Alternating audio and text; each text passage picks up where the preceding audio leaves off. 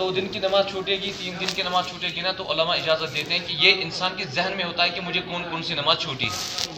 اب اگر انسان کہے گا کہ عمر کی نماز جو میں نے قضا کی ہیں وہ میں پڑھوں گا تو نام دوں گا کیا؟ اس نماز کو کیا کہتے ہیں؟ قضاء عمری. قضاء عمری کا دروازہ اگر ہم نے کھولا نا تو فرض نمازوں کو ادا کرنے میں اپنے اپنے وقتوں میں سستی آ جائے گی. میں کہوں گا کہ بھائی اس وقت ظہر کا ٹائم ہے کہ مجھے نماز پڑھنی تھی، چلو کوئی بات نہیں میں اس وقت مشغول ہوں، میں پھر قضاء عمری ایک ساتھ کر دوں گا. تو یہ باب کھولنا، یہ دروازہ کھولنا یہ مناسب نہیں. تو قضاء عمری ایک دن کی بہتر ہے، ایک دن کی قضا کر سکتے ہیں آپ. باقی جو آپ نے نمازیں چھوٹی ہیں اللہ سے معافی مانگیں، اللہ سے معافی مانگیں. ان کے لیے اگر نفل انسان پڑھے، نفل اگر انسان پڑھے ہاں پڑھ سکتے ہیں اس کے بدلے نہیں نوافل پڑھ لیجیے آپ. البتہ نبی اکرم صلی اللہ علیہ وسلم نے یہی فرمایا قیامت کے دن بندہ میرے قریب کس کے ذریعے ہوگا؟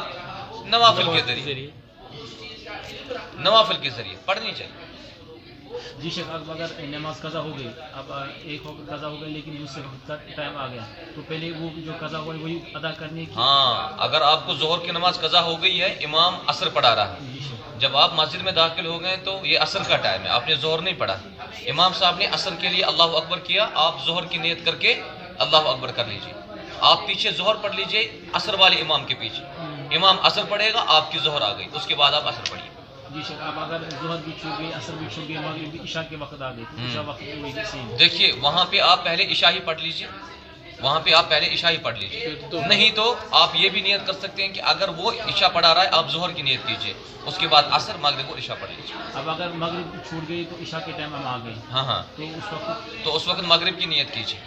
پھر جب امام صاحب 3 رکعتیں مکمل کرے گا اور چوتھی رکعت کے لیے کھڑے رہے گا تو آپ کو نیچے ہی بیٹھنا ہے، آپ کو اوپر نہیں اٹھنا ہے کیونکہ مغرب کی 3 ہی رکعتیں.